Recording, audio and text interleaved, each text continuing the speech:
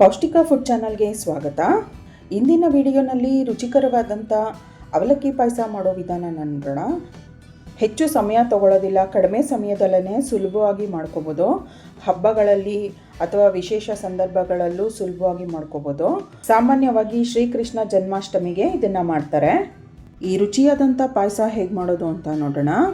ನಾನಿಲ್ಲಿ ಫ್ರೈಯಿಂಗ್ ಪ್ಯಾನ್ಗೆ ಅರ್ಧ ಟೀ ಸ್ಪೂನ್ ಗಸಗಸೆ ಸೇರಿಸಿದ್ದೀನಿ, 2 ಸಣ್ಣ ಪೀಸಷ್ಟು ಜಾಯಿಕಾಯಿನ ಕೂಡ ಹಾಕಿದ್ದೀನಿ, 3 ಹಸಿರು ಏಲಕ್ಕಿನ ಹಾಕ್ಬಿಟ್ಟು ಚೆನ್ನಾಗಿ ಹುರ್ಕೋಬೇಕು.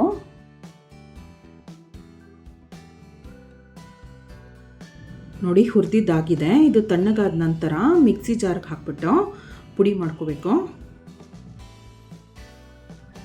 ನೋಡಿ, ಪುಡಿ ಮಾಡಿದ್ದಾಗಿದೆ. ಇದನ್ನು ಒಂದು ಪ್ಲೇಟಿಗೆ ತೆಗೆದುಬಿಟ್ಟು ಮತ್ತೆ ಫ್ರೈಯಿಂಗ್ ಪ್ಯಾನ್ಗೆ 2 ಟೇಬಲ್ ಸ್ಪೂನಷ್ಟು ತುಪ್ಪನ ಸೇರಿಸ್ತಾ ಇದ್ದೀನಿ. ಇದಕ್ಕೆ ಸ್ವಲ್ಪ ಗೋಡಂಬಿ ಮತ್ತು ದ್ರಾಕ್ಷಿನ ಹಾಕ್ಬಿಟ್ಟು ಹುರ್ಕೊಳ್ಳೋಣ.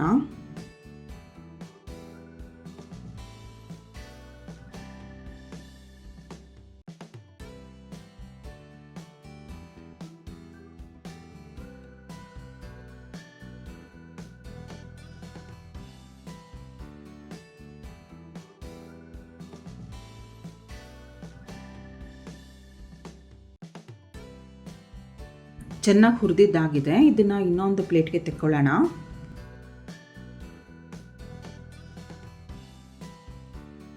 ನೋಡಿ, ಇದು ಸೈಡ್ಗೆ ಇಟ್ಬಿಟ್ಟು 1 ಕಪ್ಪಷ್ಟು ಗಟ್ಟಿ ಅವಲಕ್ಕಿನ ತೊಗೊಂಡಿದ್ದೀನಿ. ಇದನ್ನು ಚೆನ್ನಾಗಿ ಕ್ಲೀನ್ ಮಾಡಿಬಿಟ್ಟು ತೊಗೊಂಡಿದ್ದೀನಿ.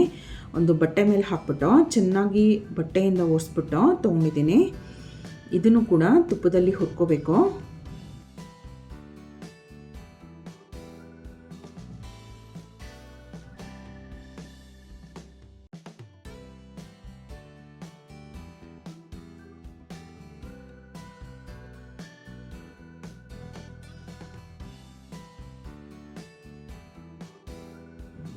ನೋಡಿ, ಹುರಿದಿದ್ದಾಗಿದೆ. ಇದನ್ನು ಸೈಡ್ಗೆ ಇಟ್ಬಿಡೋಣ. 1 ಕಪ್ಪಷ್ಟು ಬೆಲ್ಲ ತೊಗೊಂಡಿದ್ದೀನಿ. ಇದು ಮುಳುಗೋಷ್ಟು ನೀರು ಅಥವಾ 1 ಕಪ್ಪಷ್ಟು ನೀರು ಹಾಕ್ಬಿಟ್ಟು ಇದು ಕರಗೋದಕ್ಕೆ ಬಿಡೋಣ. ಬೆಲ್ಲ ಕರಗೋವರೆಗೂ ಕೈ ಆಡಿಸ್ತಾ ಇರಬೇಕು. ನೋಡಿ, ಬೆಲ್ಲ ಸಂಪೂರ್ಣವಾಗಿ ಕರಗಿದೆ.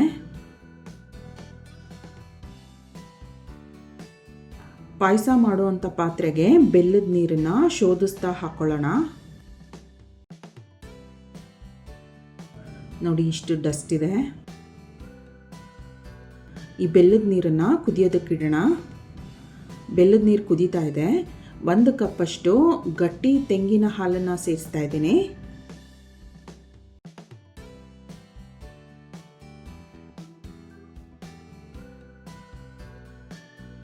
ಇದ್ರ ಜೊತೆಗೆ 1 ಕಪ್ಪಷ್ಟು ಹಾಲನ್ನು ಕೂಡ ಸೇರಿಸ್ತಾ ಇದ್ದೀನಿ. ಇದು ಕೂಡ ಗಟ್ಟಿ ಇದೆ, ಒಂದು ಸ್ವಲ್ಪ ಕೂಡ ನೀರು ಸೇರಿಸಿಲ್ಲ. 1 ಕಪ್ಪಷ್ಟು ನೀರು ಹಾಕ್ಬಿಟ್ಟು ಇದನ್ನು ಕುದಿಯೋದಕ್ಕೆ ಬಿಡೋಣ.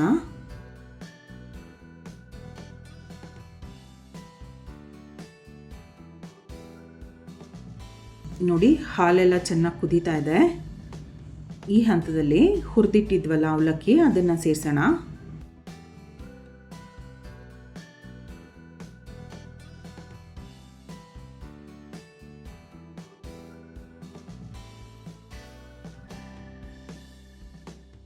ಅವಲಕ್ಕಿ ಸೇರಿಸ್ಬಿಟ್ಟು ಇದು ಸುಮಾರು 5 ನಿಮಿಷಗಳ ಕಾಲ ಕುದಿಯೋದಕ್ಕೆ ಬಿಡಬೇಕು.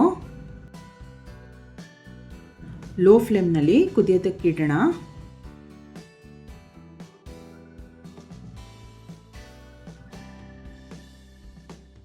ಹುರಿದುಬಿಟ್ಟು ಪುಡಿ ಮಾಡಿದ್ವಲ್ಲ, ಗಸಗಸೆ, ಏಲಕ್ಕಿ, ಜಾಯಿಕಾಯಿ ಎಲ್ಲ ಪುಡಿನ ಸೇರಿಸ್ತಾ ಇದ್ದೀನಿ.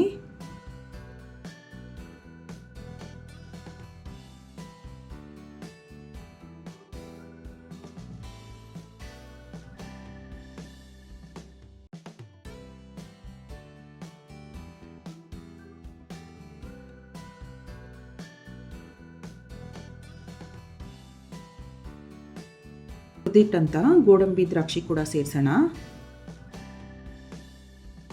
ಪಾಯಸ ಕುದಿಯುವಾಗ ಮಧ್ಯ ಮಧ್ಯ ಕೈ ಆಡಿಸ್ತಾ ಇರಬೇಕು. ನೋಡಿ, ಸುಮಾರು 5 ನಿಮಿಷದಿಂದ ಕುದೀತಾ ಇದೆ. ತಣ್ಣಗಾಗ್ತಿದ್ದಂಗೆ ಇದು ಇನ್ನೊಂದು ಸ್ವಲ್ಪ ಗಟ್ಟಿ ಬರುತ್ತೆ. ಪಾಯಸ ಚೆನ್ನಾಗಿ ಕುದ್ದಿದೆ, ಸ್ಟವ್ ಆಫ್ ಮಾಡಿಬಿಡೋಣ.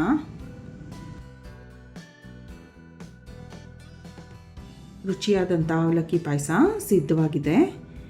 ನೀವು ಕೂಡ ಟ್ರೈ ಮಾಡಿ ನೋಡಿ. ತಪ್ಪದೇ ಈ ಚಾನಲ್ನ ಸಬ್ಸ್ಕ್ರೈಬ್ ಮಾಡ್ಕೊಳ್ಳಿ, ವಿಡಿಯೋನ ಲೈಕ್ ಮಾಡಿ, ಶೇರ್ ಮಾಡಿ. Thank you.